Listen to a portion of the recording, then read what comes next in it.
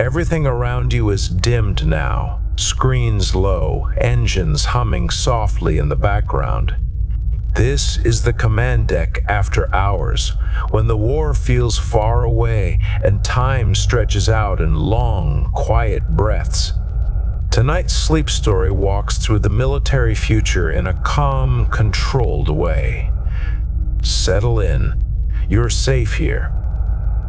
You're settled, breathing slow, everything stable. The story ahead moves like a slow patrol through empty space. Let's step into it. The canopy is cracked, and the frost line has crept into my knees. Suit readouts insist that the temperature is survivable for another hour, maybe 2, if I keep the circulation slow and accept the numbness. Radiation warning glyphs spin idly at the edge of the display like bored insects. Oxygen sits at a quarter tank. That number will matter before the others. Outside, the artificial moon is dying. I can see it in the aft cameras, a broken sphere of metal and stone, torn open along stress lines that were probably not intended to exist when its builders hollowed it out. Venting plasma spirals away in ribbons, glowing faintly as the dead star's gravity drags them inward. Whole sections have peeled free and begun their slow fall, tumbling lazily, each one a continent of jagged wreckage. From this distance, it looks almost peaceful. The recording icon in my HUD pulses, waiting. Doctrine says every operation deserves a debrief, even if there is no one left to read it. Habit is the last thing they take from you, if the job does not. I blink the recorder live and start where it began to go wrong, which is to say, at the start. We called it Bastion 9 because someone in command liked the sound of continuity. There had been 8 other relics taken, fought over, lost, or rendered useless before this one. It was not a real Bastion. It was a derelict moon wrapped around an old machine, parked in a tight orbit around a star that had never fully ignited. The failed star glowed a dull, poisonous blue below it, a reminder that not everything in the universe lived up to its potential. Our fleet reached Bastion 9 already bleeding. The aliens had shredded our picket ships at the jump limit and chased us inward, trading hulls like loose teeth. The sky around the relic was a haze of debris and vaporized armor drifting in slow, neat ellipses. The goal had been to land engineer teams, secure the control nodes, and strip the place of anything useful before the enemy could properly fortify it. That plan was written before we understood how badly the aliens wanted the machine for themselves. I was a breacher in Legion 3rd, heavy assault squad. 10 suits, 1 squad leader, 1 attached tech, all crammed into a drop canister that smelled of sweat soaked into insulation. The suits pressed shoulder to shoulder, rifles mag-locked, helmets tilted so HUDs did not collide. We had rehearsed the insertion on hollow sims. Enter through a maintenance bay. Clear 3 junctions. Secure a transit hub. Hold it until the engineers arrived with their data rigs. Most of those junctions no longer exist. The drop canister hit the moon hard enough to make my teeth ring. G-buffers caught most of it, but the impact still pushed my stomach into my lungs. Hull clamps fired, magnetic claws biting into the outer plating. Cutting charges when a moment later, the metal beneath us glowed white, then slumped inward as the tech cycled the hatch. We entered Bastion 9 in a rush of decompressed gas and drifting flakes of metal, stepping into someone else's long-abandoned lungs. Gravity was wrong from the first step. It tugged sideways more than down. Dust that should have fallen simply hung there, a suspended fog of microscopic metal and glass, twisting slowly in convection currents from distant heat sources. My boots locked when they found ferrous footing, then slid when fields fluctuated. The suit compensated, but latency made every motion feel a fraction too late. We moved regardless. That is what squads do, commit weight into bad footing and pretend certainty. The first opposition we met was not alien, it was noise. Bastion 9 systems were very much alive. Fans labored in walls older than any flag now flying. Somewhere far below, industrial turbines rotated, generating power that no one had claimed in centuries.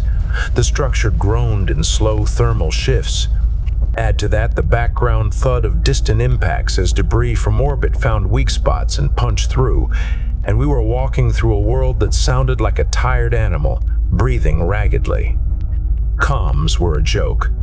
The squad channel flickered in and out, compressed bursts of status reports and waypoint markers.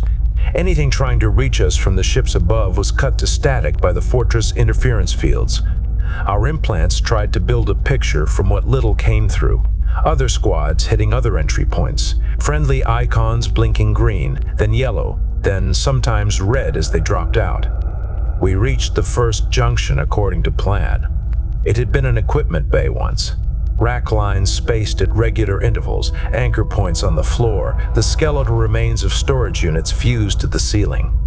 Now it was cluttered with debris. Someone had fought here before us. The floor was littered with brass casings and the angular fragments of alien ceramic armor. Impact scars pitted the walls. Granular dust covered everything like frost. No bodies. That was the first real wrong thing. Battle space without bodies means one of two things: someone cleaned up, or nothing remains. The cleaning would have taken time and motive. The alternative meant something else had an appetite. We pushed on, because that was the order, and because we had air and ammunition left. The transit hub was 3 junctions deeper, according to the old schematics. The second junction, we found more of the same: emptiness wearing the marks of violence. The third was different. I remember the smell first, even through the suit's filters, not rot. Rot implies time and bacteria and quiet. This was sharp and metallic, an edge of ozone over something sweet and burned. The suit registered volatile organic compounds it could not classify, and automatically dulled my sense of smell to keep me sparing on oxygen. The hub itself was a circular chamber with 6 corridors radiating out. It should have been a good defensive position, clear fields of fire, multiple exits, enough bulkheads to anchor charges. Instead, it was a shrine to what we had not known existed. Bodies, this time. Human and alien both, anchored to the walls and ceiling by a network of fibrous strands that shone dully under our helmet lamps. The strands were metallic, in the way that dried blood looks metallic. They wrapped around limbs, punched through armor, spread across surfaces in branching patterns. Where they touched bare flesh, they had merged with it, growing under skin and along bone. Faces were open, mouths stretched in soundless shapes, eyes clouded and webbed. Nothing moved. For a moment, I believed they were dead, stored there by some unknown process. Then one of the strands flexed. It was a small motion, a tightening, like the way a muscle twitches during sleep. Others followed, thread by thread, as if a signal had propagated through the network. Limbs shifted a few degrees, fingers scraped lightly against metal. A helmet turned in a slow, uncertain arc. We opened fire. Kinetic rounds shredded meat and armor. Shrapnel ricocheted off hardened surfaces. Strands snapped and twanged like severed cables. Pieces fell from the ceiling in wet, heavy clumps. The things tried to move faster, but inertia and gravity mismatched them. Some flailed toward us with jerky steps, every motion half a second out of sync, as if all their joints had been reassembled in approximate fashion. I remember the way my shots walked up the front plate of a familiar suit design before blowing out the visor. For a heartbeat, the face inside was clear, jaw slack, eyes unfocused, pupils pinpricks. Then the skull came apart, and something thick and gray, threaded with fine wire, spilled out and smeared across the floor. We cleared the chamber. We did not stop firing until nothing twitched. Our tech, Lin, stepped forward to take samples. That was his habit, and habits killed as surely as any weapon. He knelt beside a pile of armor that had once been one of ours, reached out with a gloved hand to prod the fibrous material, and it moved. It flowed around his fingers like liquid metal, thin strands snapping up the joint seams of his glove, seeking gaps. He jerked back, but the stuff was faster, climbing, probing, sliding under plating through microscopic breaches worn there by years of service. The suit's hazard warning screamed. Lin shouted something I did not catch. He reached for his emergency cutter, but his hands spasmed and clenched, fingers locking around the tool before he could deploy it. We'd put him down. There was no discussion. We had all seen too many variants of the same story across too many worlds. Infection is always faster than rescue. The first 3 rounds from my rifle cratered his chest plate. The 4th went through. Later, when I had time to think, I realized the parasite must have been deep inside the metal by then, not just on the surface. The rounds probably spread it through his torso like scattershot. At the time, it did not matter. Lin stopped moving. The suit alarms went quiet except for the background hiss of punctured systems. We burned the remains with a shaped charge and hoped it would be enough. Reports came in as we were sealing off the side corridors, other squads encountering similar webs, similar puppeted bodies. Some were less quick on their responses. Comms carried fragments of screaming and static, then nothing. The alien channels that our systems eavesdropped on were worse. Wails in a language we did not know, punctuated by hard edges of silence or units ceasing to exist. It took longer than it should have for command to put the shape of it together. Some threats are so far outside expectation that even seasoned officers cannot accept them immediately. We had fought parasites before, on jungle worlds and in the cold seas beneath ice strata. We had fought smart machines that mutinied against masters long dead. This was different. This was a thing that had learned how to knit metal and flesh into a single structure, and had chosen to do so with our dead. The order that finally cut through the noise was simple. Advance halted, hold ground where possible, fall back if necessary, avoid close contact with contaminated material, wait for updated directives. Updated directives never arrived in any coherent form. What we got instead was a beacon. It came as a tight beam ping, stabbing through the static from somewhere deeper within the fortress. Encrypted in our codes, flagged with priority tags we all knew, High Command, personal authorization from a name that still carried weight in the Legion. The beacon gave a vector and a range, nothing more. Our squad leader hesitated for all of 2 seconds. Holding a hub full of twitching corpses was a waste.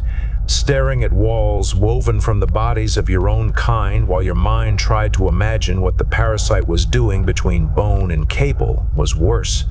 The beacon offered movement. Movement is refuge. We set charges to collapse the entrance to the hub behind us, then followed the vector. The route took us downward.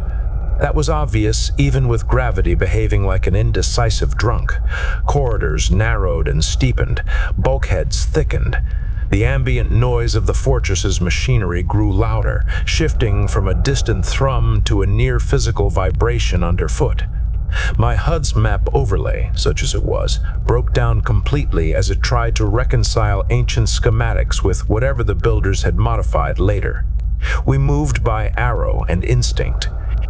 Signs of the parasite were everywhere now. Fine threads along the ceiling, a webbing that grew thicker near junctions. Patches of plating that bulged slightly, pulsing as something underneath expanded and contracted. Sometimes the surfaces shivered when we passed, as if a breeze disturbed them, though there was no air movement. We met no organized enemy units on that descent. Occasionally, the corpse of an alien soldier hung across a passage, half merged with the wall, weapons still clutched in hand, barrel clogged with the same fibrous mass. Sometimes a limb twitched when we walked by. We did not waste ammunition on them unless they moved toward us. The beacon grew stronger. At last, we entered a chamber so large, the helmet lamps barely touched its far walls. It was a shaft more than a room, a vertical wound that ran straight through the moon's heart. We emerged onto a narrow maintenance platform that jutted into the void like a tongue. The far side of the shaft was a curved wall layered with conduits, structural ribs, and rotating assemblies the size of towers. Below us, the shaft disappeared into a blue haze where the failed star's light bled upward. Above, it rose into darkness broken only by intermittent flashes where mechanisms cycled. There were others there already. Human suits, legion markings. Some leaned against the rail watching the abyss. Others clustered around a central console that jutted from the platform's spine. In the middle of them stood a taller figure in heavier armor, the plates clean where ours were scarred.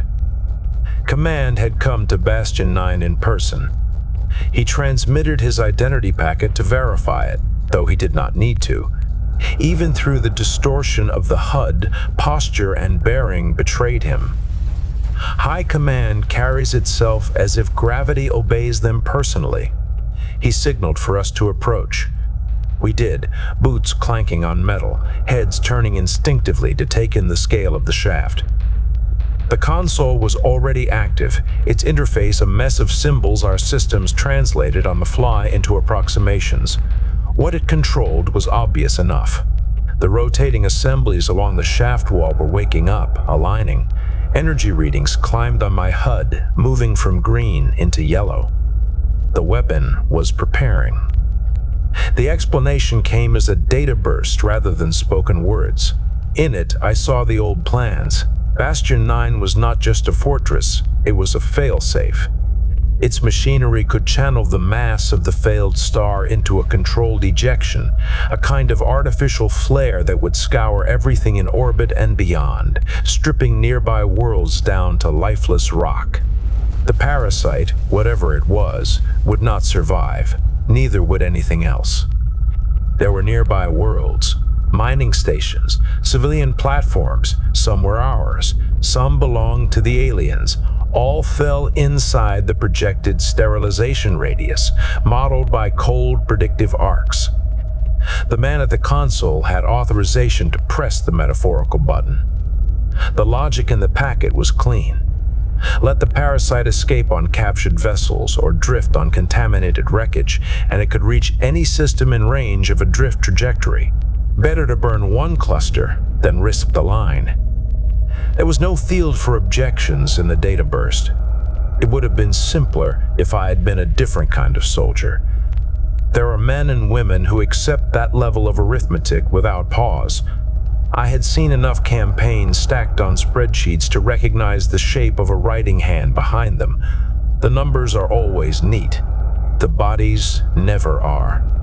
I looked over the rail at the machinery moving in the depths of Bastion 9 and imagined the flare blooming, wave fronts of radiation stripping atmospheres, cooking oceans, erasing all trace of habitation in seconds. I imagined, too, the parasite we had seen in cramped corridors and chambers, threads exploring, learning, adapting. It had spread fast, but not infinitely. It had constraints. It needed specific kinds of matter, specific interfaces. The failsafe would not discriminate. It would kill far more potential lives than the parasite could ever reach if contained here. The realization did not feel like a moral epiphany. It felt like a tactical correction. Our suits linked briefly as the man at the console signaled readiness. Status icons across my HUD flashed acceptance for most of the others. My own stayed neutral while I rewrote my orders in my head. My job description had not changed. Breach, enter, destroy critical nodes. The target had. The console was interfaced with tendrils of the parasite as much as with cables. I could see it clearly now, silver-gray filaments extruding from junctions, merging with metal, pulsing in time with some deeper rhythm. It was learning the controls just as Command believed they had mastered them. Burn the system, and we would be doing its work for it, turning the machine into a generalized weapon whose logic it could observe and mimic if any fragment escaped elsewhere. No. I do not remember making a decision so much as finding my hands already moving. Breachers operate on stored sequences when time is short. I stepped past one of the guards, close enough for our armor to scrape. He did not react. He assumed I was taking up another firing arc along the rail. My gloved hand placed a charge under the edge of the main interface cluster, fingers working by rote. The adhesive bit with a soft, felt click through the suit. One charge was not enough to destroy Bastion 9.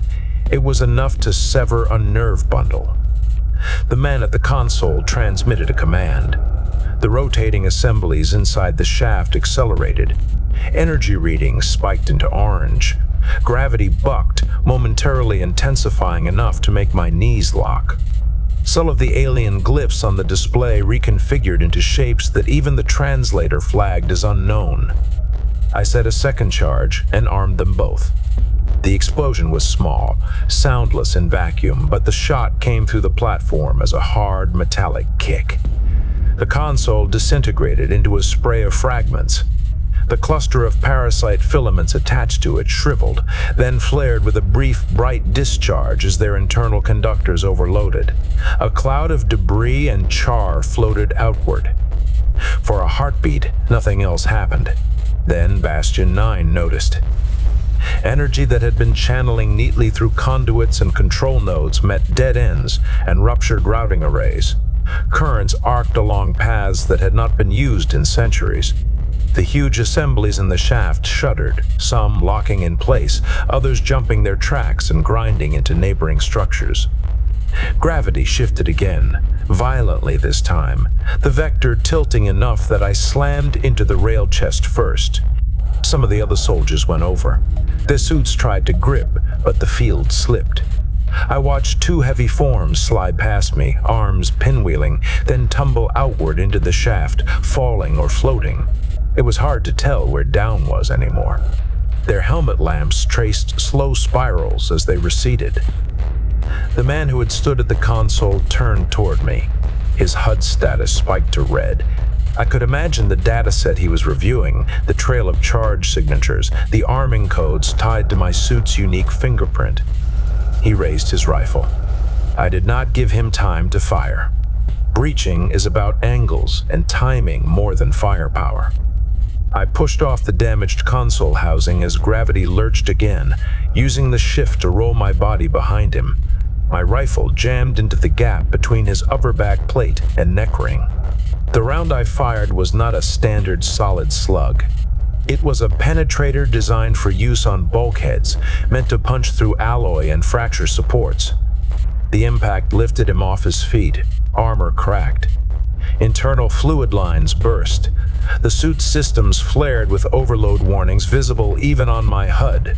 He went down without a sound, limbs stiff, as his spinal column became two separate arguments about direction. I did not feel triumph. Killing a superior officer carries no satisfaction when you know command structures are already meaningless. It was a correction, nothing more. The platform had stopped being safe. Stress fractures snaked along its length, visible as fine glowing lines where internal components overheated. Below, the fortress's heart was tearing itself apart when it had been intended to sing in one coordinated note. The failsafe would not fire cleanly now. It might still release lethal energy, but not in a disciplined wave that rolled out across orbital lanes. Instead, it would vent in messy jets and arcs, most of it trapped by the moon's own gravity and the failed star's well. The local environment would become a furnace. Anything close would die. Anything further out would watch a fire and feel a tremor. That was the best we were going to get. The parasite did not agree. With the control node compromised, it reacted like any organism facing immediate threat. It accelerated everything. Threads thickened along the platform supports, growing visibly. Bulkheads to either side of the shaft entrance bulged as something inside them strained to escape. From the far wall, a mass of bodies peeled away, alien, human hybrid shapes welded together by fibrous tissue and incomplete mechanical integration. They moved as one, a wave of limbs and weapons and exposed bone, hauling themselves toward us using whatever purchase they could find. We fired until barrels glowed. I felt the recoil as a steady pattern more than individual impacts, shoulders moving in a rhythm that had nothing to do with heartbeat. Some of the others shouted. I heard their voices only as distortions on the channel. The infected absorbed damage without concern. Limbs blew apart, torsos shattered, heads vaporized, and still the mass advanced, driven by momentum and whatever deep signal threaded through it. One of them reached the former commander's body. Its hand, more tendril than flesh, plunged into the rent in his armor, merging with the exposed spinal column, then pulling the corpse upright like a puppet on a wire. His limbs jerked, then found mechanical sync with the hive's movements. The parasite did not care about rank. We were losing the platform, and the platform was no longer necessary. There were escape routes threaded through Bastion 9, emergency launch channels that engineering crews had used when things failed in slower, more predictable ways. My HUD marked one of them, a maintenance bay 2 levels down, tied to a cluster of drop sleds used to service the outer hull. The path to it was marked partly by schematics, partly by the suit's prediction algorithms, but each turn was an assumption. We broke contact in a staggered retreat. There is no clean way to fall back when the ground itself has started to move beneath you. Gravity shifted again, this time in pulses, as different sections of the shaft's field generators failed and restarted. I found myself alternately heavy and nearly weightless, my boots scraping or sliding or kicking off surfaces as I tried to maintain momentum. We lost people in 1s and 2s in those corridors. A misjudged step at the wrong moment, a gravity surge throwing someone into a wall at the speed of a car collision. A bulkhead failing and releasing a blast of atmosphere that hurled bodies into a newly opened void. Infected emerged from side passages, drawn by the vibrations and the scent of suit coolant. We killed them when we could. Sometimes we simply shoved them aside and hoped they would not find purchase before we moved on. The screams stopped eventually, not because the dying ended, but because there were fewer throats left to make sound. By the time I reached the maintenance bay, my squad was reduced to 3, counting myself. The others had names and histories that mattered to them. To the record, they are slot numbers and suit IDs that went offline in fire and vacuum. I remember the shapes of their armor more clearly than their faces. The bay itself was half collapsed. One wall had buckled inward under some earlier impact. Equipment lay scattered across the floor, crushed under debris. 3 drop sleds rested in their cradles, light, one-person craft meant for exterior inspections. 2 had been flattened by falling beams. The third listed on a bent support, one wing panel crumpled but hull intact. Infected material coated part of the ceiling, hanging down in tendrils that twitched when we entered. Bodies were embedded there, pressed into a mat of tissue and metal. One of them turned its head toward us, eyes opening onto milky white. Its jaw worked soundlessly. We did not waste ammunition. Time, oxygen, and structural integrity had become immediate enemies. We clambered over the wreckage, manually releasing the clamps on the last drop sled. The craft groaned as it shifted. A wing panel scraped and showered flakes of metal. The bay's exterior doors were partially open already, buckled in a way that left a jagged gap to space. I remember the last moment clearly, one of the others boosting me into the sled's cockpit, his gauntlets leaving streaks of scoring on the hull, a hard slap on the side panel that I felt through my armor, an unspoken command to go. The parasite moved behind him, a shadow dropping from the ceiling, tendrils reaching. I did not stay to watch. The drop sled systems were not designed for combat launches. They cycled through their checks with maddening slowness as error messages accumulated. Hull breach warnings, control surface misalignments, power fluctuations. I overrode all of them with manual commands and pointed the nose at the gap. When the sled's thrusters fired, the force slammed me back into the seat hard enough to make the suit's medical systems hiss and inject stabilizers. The craft scraped through the opening, outer hull leaving a layer of paint and metal on the door's jagged edge. Then we were in vacuum, free of Bastion 9's skin, and in the chaos of its immediate sky. The fortress was already in visible distress. Sections had broken away, trailing cables and structural members. Internal fires burned, venting streams of gas that froze into glittering shards. Lightning crawled along its spine as misdirected energies arced between exposed nodes. Below, the failed star's blue glow had intensified, a lensing effect as more mass began to fall in. I set the sled on a trajectory that would, given more fuel and time, carry it out of the worst of the debris field. The craft's small engines were not built for prolonged escape burns, but inertia is kindly when you have no atmosphere to fight. With the course locked in, there was nothing left to do but watch and record. That is where I am now, in the cracked cockpit, frost-lined at my knees, watching Bastion 9 die. The parasite is dying with it. I can see filaments, long and delicate, stretching from the fractured hull sections, reaching out as if in search of new anchors, only to vaporize in the radiance pouring off the wounded moon. Internal heat has become external fire. The hive's slow, patient colonization has met a faster timeline it cannot adapt to. The weapon will not fire as intended. Instead of a disciplined wave fanning out to scour orbits and strip worlds, the energy is venting in pulses, jets, and flares, most of it trapped close. The nearby colonies, the mining stations and platforms, will survive. They will see a light in their sky brighter than anything they have known. Some instruments will burn out, some satellites will die, but there will be air to breathe afterward. The war will continue. The aliens will regroup. Our fleet, what remains of it, will patch holes and rewrite objectives. Promotions will be denied or granted based on reports, some of which will talk about mutiny and sabotage, an unacceptable deviation from strategic doctrine. Someone will decide whether to call what I did treason or adaptation. If anyone ever plays this file, my suit tells me that the radiation dose I have taken is not immediately lethal, but damage accumulates. Cells fail, organs compromise. It is guessing, extrapolating from old models. We have not spent much time this close to contorted stellar machinery before. Oxygen continues to tick down regardless. Recovery is possible in theory. A patrol craft could be vectored to my transponder in time. That would require command to still be listening and to care. I find that I do not, particularly.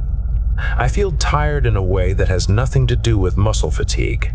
The job has been the same for so long that the idea of not having another breach to run, another corridor to clear, is more foreign than the parasite was at first sight. But even stubborn routines grind down. At some point, you have cleared enough rooms. I focus on the site outside one last time so I can describe it clearly. Bastion 9 is opening along its equator now. A crack has spread all the way around its circumference, glowing at the edges where internal structures shear and melt. Plates peel back, canting outward, exposing a core of machinery that burns white-blue with confined energy. From this angle, it looks like a metal flower forced to bloom too quickly, petals tearing as they unfold. Chunks of the moon are breaking free, caught between its gravity and the failed star's pull. Some spiral outward briefly before curving in, tracing long loops that end in the blue haze below. Others fall directly, streaming molten trails behind them. The parasite's threads flare in the vacuum as they are severed, then reduced to drifting ash. There is no sound. The sled's sensors translate some of the electromagnetic emissions into low hums and clicks, but those are artifacts, comforts for human ears. The real event is silent, a play staged in a medium that does not carry the kind of vibration we are used to. It is, in its way, the cleanest thing I have seen in this campaign. I logged the mission outcome in the simplest terms. Target structure destabilized, failsafe disabled. parasitic contamination contained and destroyed in situ, collateral damage minimized relative to initial directive.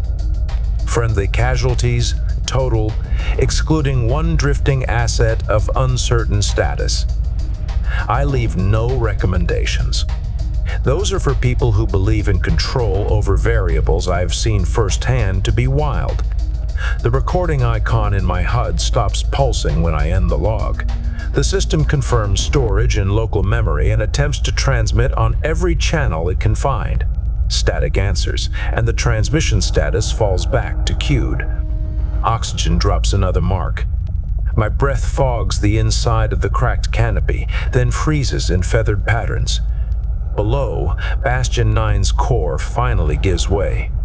The inner machinery collapses, and in its place, a column of hard light lances out, not sideways in a weaponized fan, but straight down into the failed star's surface.